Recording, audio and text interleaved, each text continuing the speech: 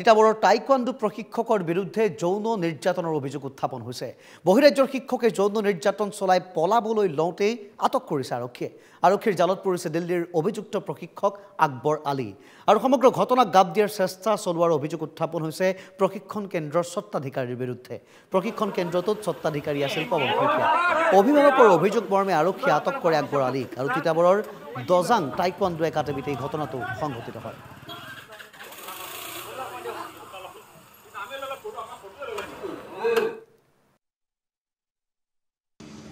ঘটনাটোৰ সবিশেষ আজি কণমানি শিশুটিৰ মাকে ৰাতিপুৱা মোলৈ ফোন কৰি জনায় যে মোৰ ছোৱালীজনীৰ লগত যোৱাকালি এনেকুৱা এটা ঘটনা হ'ল যে তিতাবৰ আমাৰ ষ্টেডিয়ামত টাইকোৱাণ্ডো প্ৰশিক্ষণ শিকাই থাকে ছোৱালীজনীক আৰু যোৱাকালি দেওবাৰ আছিলে, প্ৰশিক্ষণ সম্পূৰ্ণৰূপে বন্ধ আৰু তাৰ কাষতে নিচেই কাষতেই ছোৱালীজনীৰ ঘৰ আৰু সেই আকবৰ আলী নামৰ যিজন বিহাৰী সম্প্ৰদায়ৰ ব্যক্তিয়ে প্ৰশিক্ষণ দি থাকে তেখেতে ঘৰৰ পৰা গৈ ছোৱালীজনীক প্ৰশিক্ষণ শিকাম বুলি তালৈ লৈ আহে। মাক ইতিমধ্যে আমাক জনোৱা মতে মাক কালি যোৰহাটলৈ গৈছিলে, আহি পাই তাক ছোৱালীজনী ঘৰত নাপাই সুধিলে ক'ত গ'ল। কাষৰ মানুহগৰাকীয়ে ক'লে যে সি টাইকোৱাণ্ডো শিকাবলৈ লৈ গৈছে।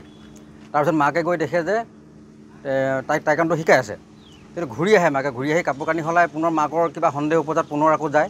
পুনৰ যাওঁতে ছোৱালীজনীক তাৰ পৰা পঠিয়াই দিয়ে। ৰাতি ঠিক 10টামান 11টামান বজাত তাই ছোৱালীজনীয়ে কান্দি কান্দি শুই আছে। তেতিয়া মাকে সুধিলত তাই ক'লে, তেতিয়া গোটেই ঘটনাটো মাকক বিৱৰি ক'লে। গতিকে সেই ঘটনাটো মাকে ৰাতিপুৱা মোক জনালে, কিন্তু এতিয়া মই আপোনালোক কেমেৰাৰ সন্মুখত সেই কণমানিটোৰ যি ভাষ্য, সেই ভাষ্য ক'বলৈ মই লাষ্টটোতো দূৰৰে কথা কোনো পধ্যে প্ৰকাশ কৰিব নোৱাৰোঁ। এটা হৃদয় বিদাৰক ঘটনা। এই ইমান যিটো ঘটনা কোনো পধ্যে আমি প্ৰকাশ কৰিব নোৱাৰোঁ আৰু কাৰোবাক আমি সুধিবও নোৱাৰোঁ।